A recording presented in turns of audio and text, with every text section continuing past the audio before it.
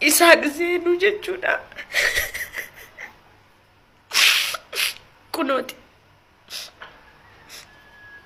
galtanii ilaaluu dandeessu. Rahmatullahi wa barakatuh isiniin jenna. Ashama arkafuunee warreen amantaa biraa ordoftanus akkamitti fayyaa keessanii nagaadha. Jira galata rabbii arramoo viidiyoo biraatiin walitti deebineerra jirtu fayyaa keessanii nagaadha. Alhamdulillah annagaa kooti galata rabbii.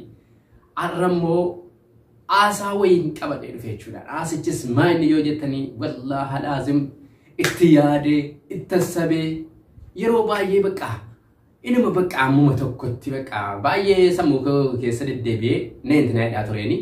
Arramoo viidiyoo irratti hojjedhee dhufe jechuudhaani. Kana irrattis immoo yaada keessaniin ilaala jechuudhaani. Kuni eenyuun ilaallataani? Shamarran keenya ilaallata. Hundi shamarran keenya kan musliimaa kan waaqeffataa kan kiristaanaa kan hundaayyuu jechuudhaani. Dhugaadha. Jaalalli waan jiruudha. Jaalalli injira. Ilmi namaa tokko nama jaallata. Akkuma jaalalli jiru immoo jibbaan jiraan. Erga wal jaallate immoo namni tokko wal jaallata dhugaadhaa wajjin yookiin yoo rabbi rizqii isaa godhee wajjin jiraataa yoo immoo rabbi rizqii isaa hin godhe walitti adda ba'ani. Jaalalli giddiin jiru. Jaalalli immoo jechuudhaan kennaadha. Kan rabbi irraa dhuftee jechuudhaani. Jaalalli qalbii miti. Jaalalli baay'ee ulfaataan hin beeknaan waa'ee jaalalaa jechuudhaani. Ilmi namaa tokko wal jaallateeti kan inni sadarkaa kana ga'ee jiru. Jaalala irratti immoo jechuudhaani jaalalli bakka qabaani. Jaalalli bakka qaba. Oddoo qaba. Jaalalli safuu qaba. Jaalalli wanni inni itti fakkeeffamu hin jiru jechuudhaani. Kan irratti jechuudhaani waa'ee buleettii keenya jechuudhaani Fatiyaa Mujaahid hin beektu jechuudha. Hundi keessanuu hin beektu. Namni hin beekin hin jiru jechuudhaani. Ilaa TikTok yaa ta'u, Facebook yaa ta'u, YouTube yaa ta'u jechuudhaani. Hundi keenyatu beekaani. Kan irratti jechuudhaani intalli kun tokkoffaa oromummaa waliin qabna. Lammaffaa amantii musliimaa maashaallah tabaarakallah musliimummaa waliin qabna. Sadaffaa aadaa jira, safuutu jira, maal jennuutu jira jechuudhaani. Arfaffaa immoo biyyummaa waliin qabna. Eemee jechuudhaani hanga irraatti argaa turreeni. Nama jaallates nama jaallatee dhabees isa jaallatamee ka'e immoo didees argaa jirra jechuudhaani. Jaalalli amma isiidhaaf isaaraa miti nuuf isaaraa miti hunda keenyaaf tokko jechuudhaan jaalalli. Mee jechuudhaani yeroo jalqabaa hin beektu jechuudhaani. Yeroo baay'ee kalasii gurbaa duraan haafisuu koo maaloo koo jettee jechuudhaan girgiddaan footoo isaa qofaanii. Kaasan kubbaayaan shaayee kubbaayaan jinnii wantoonni jechuudhaani gurbaa qofee ta'eeni. TikTok irraa namni yaakii waa'ee isii dubbata. Facebook irraa waa'ee isii dubbata. Waa hundarraa namni waa'uma isii dubbataani. Nan jaalladhee maraadheera jetteeni koloksii dhuguu malee jettee iyyitee gaafa kalasii dhaqee funyaan ga'u qaatti gooteeni. Xayyib. Dhudde. Kalorisiin maashaallah yeroo sanatti jechuudhaan dhugameeni kalorisiin sun dawaa ta'eef jechuudhaani. Nisiidhaa dawaaftee akkuma namni panaadoolii liqimseeni jechuudhaani.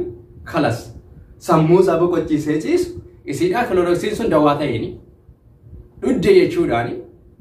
Fatiyaan kunoo utuu deemnuu dhuddee kalas feentii nyaattee jedhamee mustashfaa geessamtee achii takka bucuusi turteeyyuu guyyaa lama sadii booda kalas fayyeeraa maaloodhaa dhiifama naa godhaa jettee as deebiteeni. Ish. Irra dabarre jechuudhaani. Erga irra dabarre immoo jechuudhaani ammas deebiste jechuudhaani nama bultii qabu nama ana jedheeni hanga irraatti jechuudhaani kan wajjin jiraataa jiru jechuudhaan waggaaneen qabu wajjin turee jiru sin jaalladhe hin beektu hundi keessanii jechuudhaani.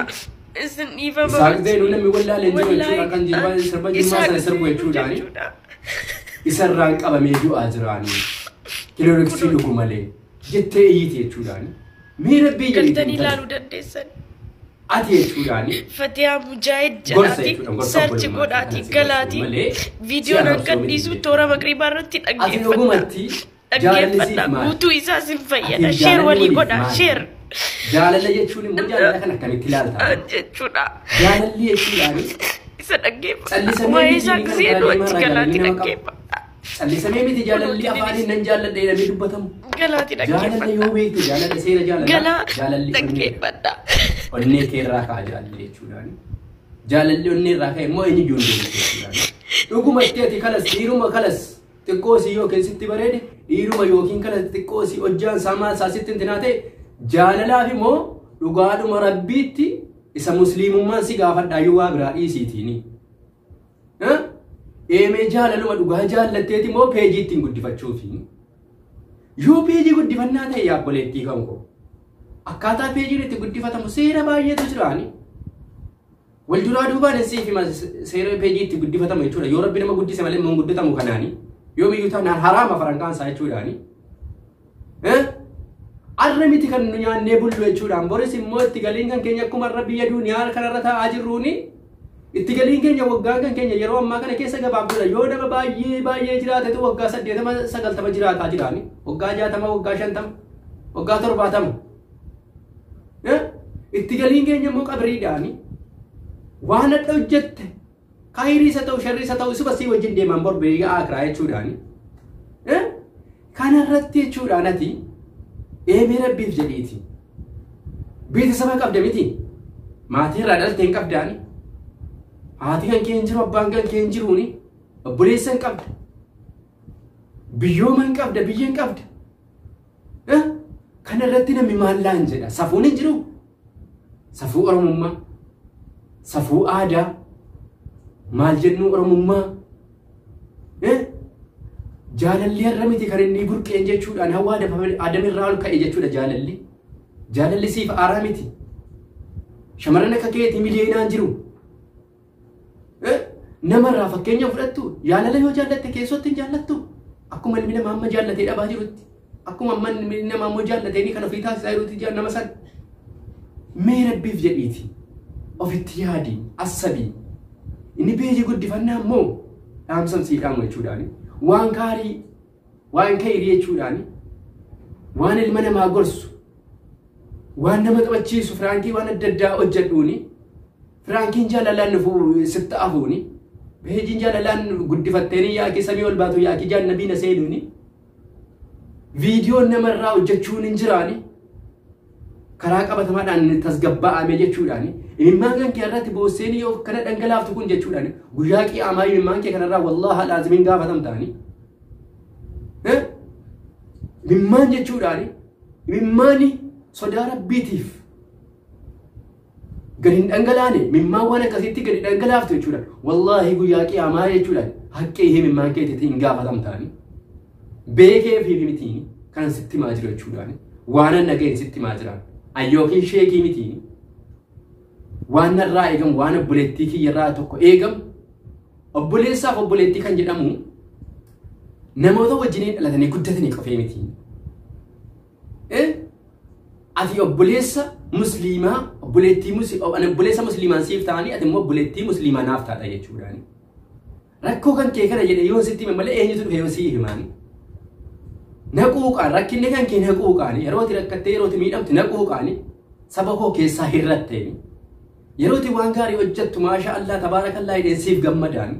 Yeroo ati immoo ulgizeedhuma jireenya kan kee fayyaa jechuudhaani. Waan nama qaanessu waan ilma namaa tokkorraa hin eegame waan Oromoo tokkorraa hin eegamne yeroo ati dubbattu baay'ee amma tokko kalas. Ana qofeetti miti Oromoo hundatti dhagahama jechuudhaani. Intalli kun amma yoomitti waan akkasiitiin sagalee sii dabarfataa teessi namni siin jedhe jechuudhaani. Miidiyaa tokko qofa irratti miti waan kee kan dubbatamu jechuudhaani.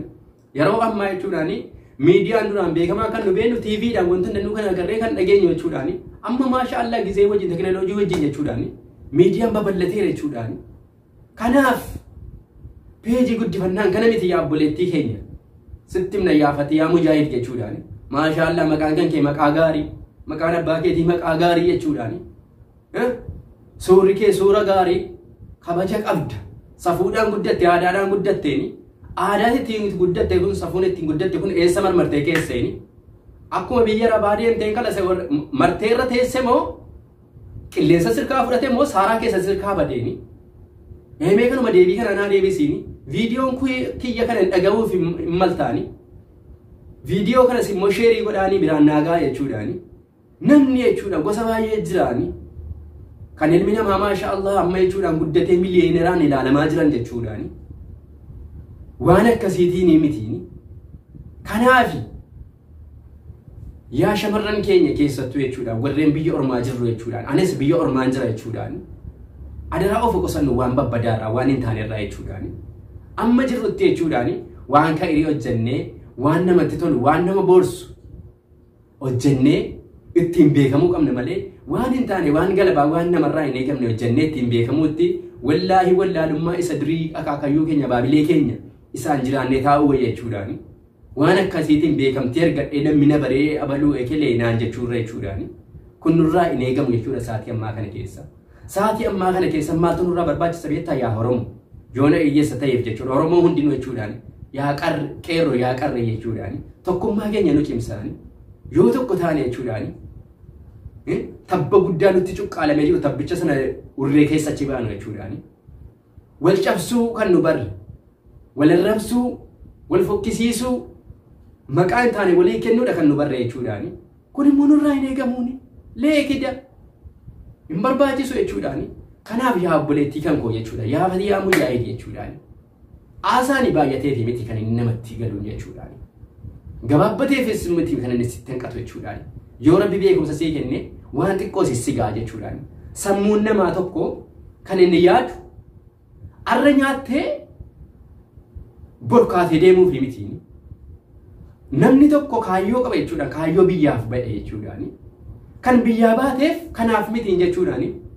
namni tokko gaa erga nyaatee dhugeenii waan adda addaa keessa araada adda addaa keessa galuu hin danda'a jechuudhaan araadni ati keessa galte araada jaalalaati jechuudhaan suusisitti ta'ee jiraani araadicha kana ammoo jechuudhaan biyya ormaa jirtamitiin kaayyoo biyyaa baateeni sana hin dagatiin maaliifan biyyaa ba'e maaltu biyyaa na baase akkamittan biyyaa ba'e dura akkamittan jira amma akkamittan jira jedhiini yoo kam akkam taate hin baddi malee bakki ijaan badduu jedhe Oromoon yoo kam akkam taate turuun kan kee yoo kam akkam turte itti galiin biyya Oromiyaadhaan gaafa galte jechuudhaan namni si beeku firoonni kan kee maal sin jechuun fallaani moo namoota kana kala si nyaattee bishaan itti dhuddee jirtaan adaraa wanni akkasii nurraa hin eegamu yoo wal guddifne waa biraatii wanni itti wal guddifne waan baay'eetu jiraani karaa ittiin ilmi namaa guddatu waliif himnee wal guddisuu qabna malee wanni akkasii kun nurraa hin eegamu adaraa dhaamsi kan koo kanaanii video kana immoo inshallah hundi keessanuu share godhaa biraan naagaa jechuudhaani wanni kun waan nurraa eegamu miti waan ilma musliimaa tokkorraa eegamu miti jechuudhaani kanaafi bakka jirtanutti yaa obboleettii keenya kan biyya ormaa keessa faffacaatanii hireen jireenyaa nu faffacaasee jiru bakka jirtanutti nageenya isinii hawwaanii jiruuf jireenya gaarii keessa rabbi isin akaa'uuni amaan isiniin arginiini waan hojjettan irratti waan khayrii qabu waan ilmi namaa itti hojjetee gammadu malee waan naasu rabbi isiniin hojjechiisanii rabbiin raba keessan miila keessan harka keessan waan khayrii malee waan badaa waan fokkataa waan Oromoorraa hin eegin rabbi isiniin hojjechiisanii bakka jirtanutti hunduma keessanuu yeroo gaarii isiniif haa ta'u viidiyoo biraatiin hanga walitti deemnutti nagaan naa tura. Assalaamu alaikum wa rahmatullahi wa barakaatuh.